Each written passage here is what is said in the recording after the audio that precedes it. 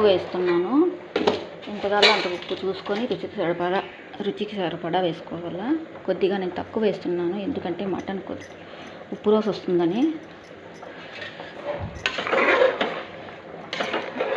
ఉప్పు తక్కువ ఉన్నా మళ్ళైనా వేసుకోవచ్చు, అందుకని తక్కువ వేసాను.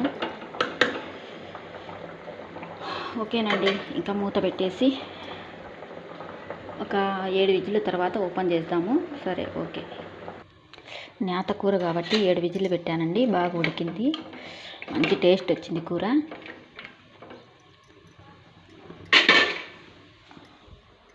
చూడండి, ఇలా అదిమి చూస్తే విరిగిపోతాను కదా, ఉడికినట్లే.